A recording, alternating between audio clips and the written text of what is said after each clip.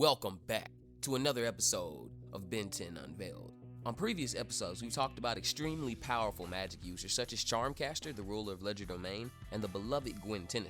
So on that note, today we're going to pose the question not only who is the Warlock Hexs, but exactly what are his powers and how powerful is he?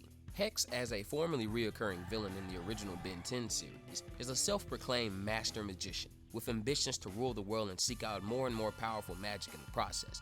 First introduced as Gwen's villain, we actually don't get to see many direct confrontations between Hexs and Ben outside of that fight with Accelerate where Ben no-sold him. Though there is the Night of the Living Nightmare episode as well, where he was a dream figment that attacked Ben.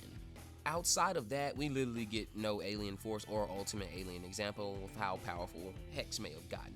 But we can assume as a powerful sorcerer, Hexs has a vast array of arcane abilities at his disposal.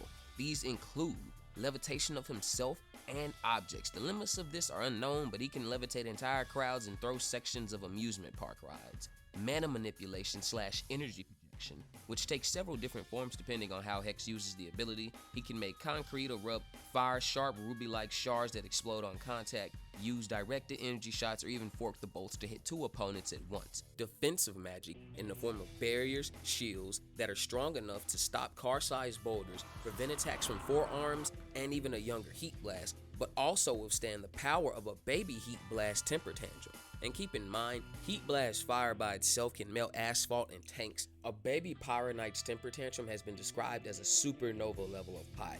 And while this may be an overstatement, Ben in his baby form flash vaporized all of the water in the Fountain of Youth. The heat of a supernova clocking in at roughly 1 million degrees Celsius, meaning that even if we undersell this, Hex's durability is in another class. He can also use these barriers as some sort of a prison and can adjust their size to crush or suppress things, shown in his literal only showcase of his power in later Ben 10 when he caught Gwen inside of his library.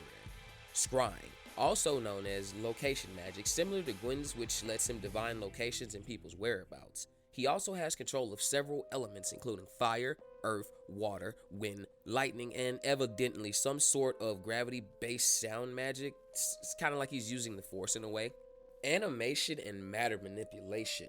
This is one of Hex's powers that I enjoyed seeing the most, and it was shown when he turned an old tractor into a low-budget Decepticon, when he turned the native plant life of Florida swamps into monsters strong enough to rip through cars, and there's even the time that he reanimated an entire cemetery of gargoyles and statues with the fight we saw between him and the Tennyson family.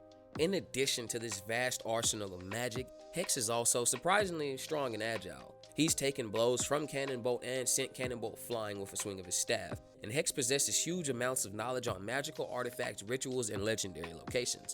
Along with a loadout of magical equipment that strengthens him even further, we see Hexs usually channel his powers through his staff, which can only be wielded by a quote, master magician, as when other magicians have tried to wield it, they lack the sufficient power. Hexs, as the show features, isn't exactly invulnerable, honestly. His grand state of mind often leads to him underestimating his opponent, most often Gwen, and losing, not even really being tricked, just outright getting bodied. The most interesting development is Hex's seeming retirement. Like I said, early after classic Ben 10, Charmcaster kind of took over as the magical enemy of Gwen and the Plumber crew. I guess her and Darkstar, because I'm still not exactly sure what the hell Michael Morningstar is. Hexs shows that he has no desire to take over the world anymore, and even frees his longtime enemy Gwen after she breaks in and then gives her access to his library and arsenal to save Charmcaster. Through this, it's known that Hexs feared Adwata's power, as they had all previously fled Legerdemain. So evidently his magical power and ability never dwarfed that of Adwata's, who was defeated by Gwen and Charmcaster and Agrigor, and ultimately usurped by Charmcaster and murdered. But anyway, Hexs might not be the strongest sorcerer, but his presence as an antagonist never disappointed me. Honestly, with him not being used as much in the latter seasons, I feel the knowledge and explanation of the Ben 10 magical universe slowed down a lot, especially in Ultimate Alien and Alien Force. But that's it for today's video, guys.